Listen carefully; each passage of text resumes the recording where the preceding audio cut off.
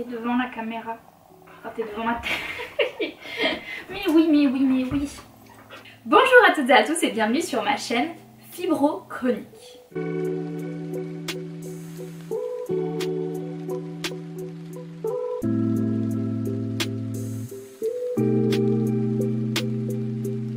Aujourd'hui, comme vous avez pu le voir dans le titre de la vidéo, on va parler diagnostic et je vais vous raconter mon histoire en fait de diagnostic, sachant que j'ai aujourd'hui 20 ans, que ça fait 10 ans que j'ai la fibromyalgie, mais que ça fait 2 ans que j'ai été diagnostiquée. Alors tout d'abord, quand est-ce que j'ai eu mes premiers symptômes? J'ai eu mes premiers symptômes à peu près quand je suis rentrée au collège. J'ai des souvenirs assez flous de moments précis ou quoi, ça date quand même un peu pour moi. Mais en fait mon premier symptôme ça a été d'avoir des douleurs aux chevilles que je pensais être dues à des entorses ou à d'autres choses, alors que je me tordais jamais vraiment la cheville. C'était par exemple je courais et tout d'un coup j'avais ultra mal à la cheville, et donc j'ai passé énormément de temps durant ma 6e et ma 5e en béquille. À ce moment là on m'a pas dit grand chose, on m'a dit que c'était psychosomatique. Il y a un médecin qui m'a dit que c'était de l'arthrite juvénile. Attention, ça n'a rien à voir, l'arthrite juvénile c'est une maladie qui est très grave. Puis à peu près 2-3 ans après, donc au moment de ma 4e, j'ai commencé à avoir des douleurs dans les genoux. Donc là encore béquille, je mettais des genouillères ou des attelles pour essayer de me soulager. Toujours ces douleurs inexpliquées et ça s'est plus ou moins stabilisé. Et là, quand je suis rentrée au lycée, j'avais extrêmement mal au poignet, je ne pouvais plus écrire et on m'a diagnostiqué une tendinite, sachant que donc j'ai passé une échographie, voilà, il y avait une inflammation au niveau du tendon du poignet, rien d'incroyable non plus, mais c'était là, j'ai fait de la kiné, tout ça, ça s'est un petit peu amélioré. Mais c'est toujours plus ou moins resté, et en fait durant mon lycée ça n'a fait que s'aggraver. Tout au long de ces années j'avais donc ces douleurs qui étaient extrêmement présentes, mais chose que j'ai découvert il y a pas si longtemps que ça, c'est qu'en fait j'avais d'autres douleurs régulièrement à la nuque. En fait j'avais des petites douleurs un peu partout, des symptômes tous un peu bizarres, et en fait j'avais fait des recherches puisque j'ai récemment retrouvé un mail que j'avais envoyé à une personne qui avait écrit un article sur la fibromyalgie en demandant des conseils et en disant que je pensais en être atteinte. Et ça je m'en souvenais plus du tout, donc j'ai dû écrire ça il y a peut-être 6-7 ans. Et vraiment j'avais totalement éclipsé ça et complètement oublié que je pensais avoir la fibromyalgie, mais de toute façon je pouvais pas faire grand chose à ce moment là, voilà, c'était juste des douleurs et il n'y avait pas grand chose. Avec le temps du coup mes douleurs ont vraiment remonté, donc des chevilles, des genoux. Aujourd'hui le seul endroit où j'ai vraiment pas mal c'est à la hanche gauche, c'est extrêmement précis, mais c'est monté après du coup dans les poignets, dans les bras, le dos en même temps a été touché, et puis un peu plus tard la cheville, la nuque et aujourd'hui la tête, puisque j'ai des migraines et je suis sous traitement médicamenteux pour les migraines. Mais ce qui a vraiment tout changé, c'est quand je suis partie à la fac. Je suis arrivée à Grenoble et moi j'étais dans un petit endroit où il n'y avait pas beaucoup de médecins, tout ça, et ici j'ai pu prendre des rendez-vous chez des spécialistes, vraiment faire avancer les choses. J'ai pris un premier rendez-vous chez un rhumatologue qui m'a diagnostiqué la crampe de l'écrivain. Donc c'est quelque chose de très particulier qui correspondait effectivement à ma douleur au poignet, mais qui n'expliquait pas du tout le fait que j'avais mal au genou et que j'avais d'autres douleurs. Sachant qu'à ce moment-là c'était aussi un peu de ma faute parce que j'ai consulté principalement pour la douleur au poignet sans mentionner, j'ai mentionné mais vraiment juste une mention sans montrer que c'était vraiment la chose la plus importante, les douleurs sur tout le corps chronique. Mais c'était vraiment ce qui m'embêtait. Et grâce à une professeure que je remercierai toute ma vie, j'ai pu avoir des aménagements puisque j'avais vraiment beaucoup de mal à écrire. Voilà, le bac, je l'ai passé sous anti-inflammatoire parce que sinon je pouvais pas écrire, ça me faisait trop mal. Et du coup j'ai pu avoir un aménagement de ma scolarité avec tout d'abord un ordinateur pour les cours et les examens auxquels j'avais droit.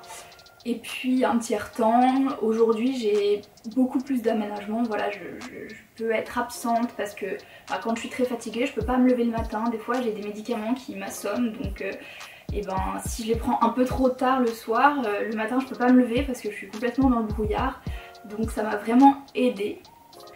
Et j'ai enfin décidé de reprendre rendez-vous avec un rhumato parce que un jour je me suis réveillée, je me suis dit non, il faut pas rester là en fait, il faut faire quelque chose, là c'est vraiment plus possible. J'avais des douleurs absolument affreuses dans la hanche, la fesse et la jambe, je pouvais pas rester assise toute la journée, enfin c'était affreux. J'ai commencé à avoir des migraines à ce moment-là, des migraines où je ne pouvais pas rester debout en fait parce que j'avais trop la tête qui tournait, ça me faisait un mal affreux. Donc j'ai pris rendez-vous chez cette rhumatologue qui m'a fait faire beaucoup de tests et merci à elle pour ça parce que ça a permis d'écarter toutes les autres hypothèses. Cependant, le jour où je suis retournée la voir avec donc tous mes tests négatifs, elle m'a dit il est probable que vous ayez la fibromyalgie. Faites du sport mais pas trop, mangez équilibré. Et au revoir. Voilà, c'est vraiment tout ce qui s'est passé, donc je suis sortie de là vraiment complètement dépitée. Si vous avez la fibromyalgie, je pense que vous comprendrez ce que ça fait d'avoir sans arrêt des résultats négatifs, qui n'expliquent pas, donc c'est vraiment déprimant.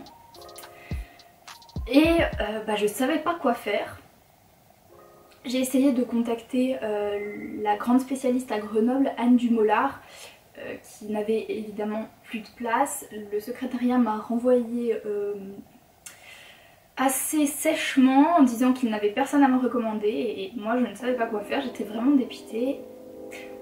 Et j'ai finalement décidé de me rendre à l'hôpital rhumatologique d'Uriage et j'ai pris rendez-vous avec une rhumato qui était vraiment... Enfin là-bas ils s'y connaissent vraiment bien et qui connaît vraiment bien la maladie.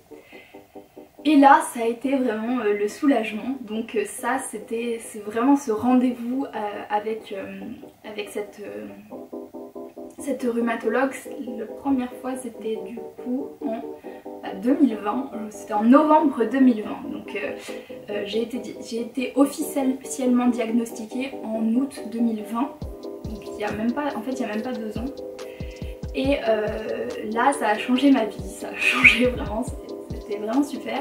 Donc elle connaissait la maladie, elle m'a mise sous l'évocarnil, donc ce sont des acides aminés, si vous connaissez pas, c'est des petites fioles à prendre.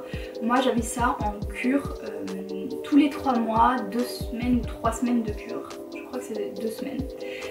Et ça m'a vraiment soulagée et aujourd'hui encore ça marche. Je dirais que ça marche moins bien que quand j'ai commencé le traitement. Au début, je sais pas s'il y a une accoutumance ou quoi, mais en tout cas, j'ai beaucoup moins de douleur. Ça rend vraiment supportable au niveau de la douleur. Par contre, je galère complètement avec la fatigue, c'est affreux. Du coup, j'ai des maux de tête aussi qui sont soignés grâce à du Nocertone. Mais je ferai vraiment, je pense que je ferai une vidéo pour expliquer un peu les traitements, tout ça, bientôt de la fibromyalgie. Mais la fatigue c'est vraiment, selon moi, ce qui est peut-être le plus dur à traiter. Les douleurs, j'utilise aussi un TENS, donc elle m'a prescrit un TENS, elle m'a prescrit une canne. J'ai vraiment eu un soutien que je pense que beaucoup n'ont pas et dans cette maladie. Grâce à elle j'ai pu avoir une carte priorité, une carte stationnement, donc vraiment essayer de persévérer. S'il y a bien une leçon à retenir de tout ça, c'est qu'il faut persévérer. Donc aujourd'hui j'ai 20 ans, depuis la moitié de ma vie j'ai la fibromyalgie, même si ça fait que 2 ans que j'ai été diagnostiquée, c'est la réalité, mes douleurs ont commencé il y a 10 ans. Et il faut persévérer. Si un médecin ne vous écoute pas ou s'il y a quelque chose et vous sentez au fond de vous que ça va pas, qu'il y a un truc qui va pas, ben c'est pas grave, changez. Ce qui est très important, c'est vraiment d'avoir un médecin traitant qui est derrière vous et qui vous soutient. vous avez le droit de changer de médecin traitant. Moi j'avais un super médecin traitant avant d'emménager à Grenoble, j'ai mis 2 ans à en trouver un nouveau, puis j'ai rechangé récemment parce que ça n'allait pas. Mais il faut vraiment trouver quelqu'un avec qui vous entendez, quelqu'un qui vous écoute, c'est le plus important. Et vous aurez autour de vous toute une équipe médicale et il faut vous sentir à l'aise avec et il faut pas avoir peur de changer. Parce que des fois c'est bien de s'écouter soi et sans trop s'écouter évidemment. Mais c'est bien aussi de s'écouter soi et voilà de persévérer si on pense qu'il y a un problème. Je mets un gros warning sur les derniers mots que je viens de dire puisque une maladie s'appelle l'hypocondrie. Et il faut faire vraiment attention. Dans tous les cas, si vous êtes hypocondriaque, si vous pensez l'être ou si vos proches pensaient que vous l'êtes, dans tous les cas, il faut persévérer, que ce soit de l'hypocondrie ou que ce soit de la fibromyalgie. Un suivi psychiatrique, psychologique ne pourra que vous aider. Ma deuxième rhumatologue qui m'a renvoyée gentiment après m'avoir fait tous ces tests m'a dit quelque chose qui me sera toujours utile pour cette maladie, c'est que c'est pas parce qu'on ne voit rien aujourd'hui qu'il n'y a rien. Ce qui veut dire qu'il y a des choses qui se développent et que peut-être dans 10 ans, on pourra découvrir autre chose et qu'en fait c'était pas la fibromyalgie mais quelque chose d'autre. C'est tout à fait possible. Et c'est vraiment un précieux conseil, ce n'est pas parce qu'il n'y a rien aujourd'hui qu'on ne vous diagnostique rien, qu'il n'y aura pas quelque chose plus tard et qu'on ne découvrira pas la cause ou l'origine plus tard. Sur ces belles paroles, je vous fais plein de bisous mes petits loups et je vous souhaite à tous bon courage, bonne journée, bonne nuit, bon tout ce que vous voulez, bon et prenez soin de vous, surtout prenez soin de vous, faites attention à vous et portez-vous bien. Je vous fais plein de bisous. Salut salut. Ah oui, et si cette vidéo t'a plu, n'hésite pas à la liker. N'hésite pas à t'abonner à ma chaîne, c'est incroyable.